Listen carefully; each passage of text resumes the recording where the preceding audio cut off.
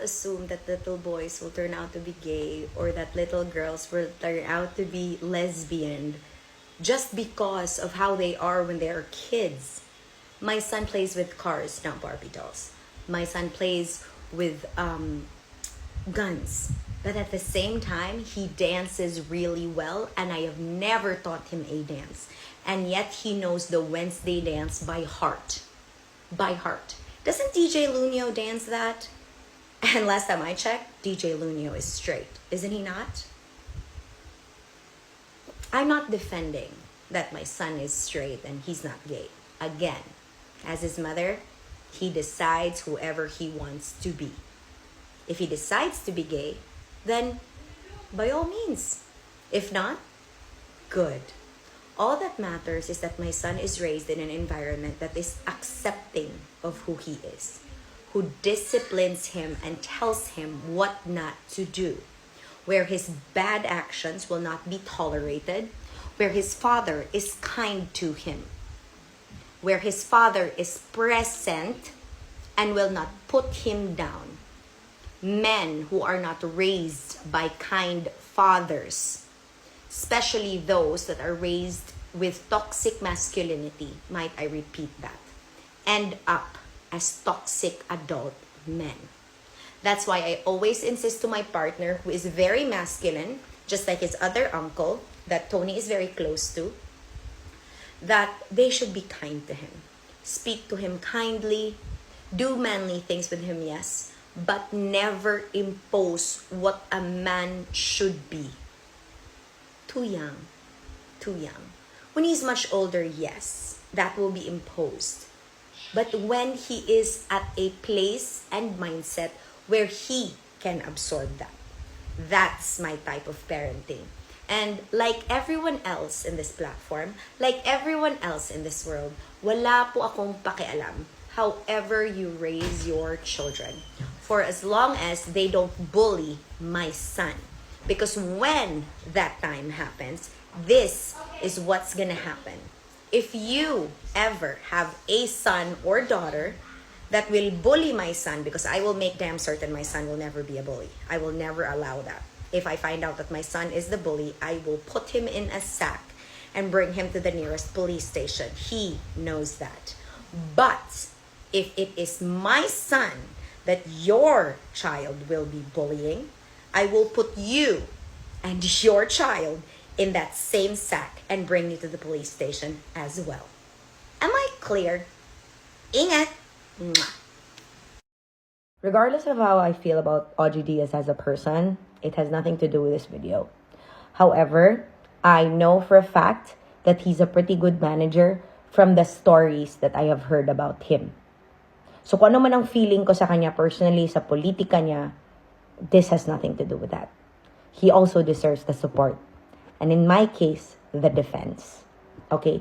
Alisin na lang muna natin ang politika. Tingnan na lang muna natin ang trabaho niya bilang manager, former manager ni Hope. Okay? So, yan na daw yung gusto niyang pangalan. So, we'll refer to her as Hope. Nung binasa ko, actually pinanood ko yung video ni OG Diaz, naramdaman ko yung puot at yung sakit. Bakit? Kasi binigay din naman niya ang 13 years, 'di ba, ng buhay niya para alagaan si Hope. O nung time na yon, si Liza Soberano. Totoo naman ang lahat ng sinabi niya na, of course, kasama ang ABS-CBN, ang Star Magic, ang pangalan na Liza Soberano na ibinigay sa kanya ni Miss Malu Santos pa nga. Isn't that a big deal? Isn't that a big deal to be top billed by the biggest network in the Philippines? So in fairness naman to OG Diaz, he still deserves the commissions he gets and the cut he gets because he's a good manager. And as you can see, artists that have worked with him have spoken on his behalf. And ako, we have a common friend, to be honest. Though we never met in person, and apparently he was in the Luxent Hotel last weekend, hindi ko din kami nakita. But personally, in this part, I feel for OG Diaz. Sa totoo lang. Buhay rin niya yan, trabaho rin niya yan, at pinaghirapan din niyang alagaan ang Liza Soberano noon. Though happy ako for Hope, for the rebranding you want, for the freedom that you want, for the life that you want, and the life that you will build. I'm so excited for you. However, hindi maaalis kung ano ang, hindi man utang na loob.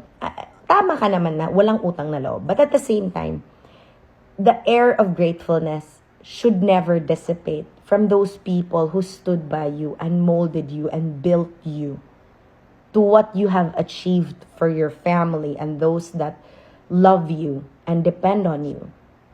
And yun naman din ang whole point ni Ogie Diaz doon. Wala namang, I don't feel poot sa sinabi niya.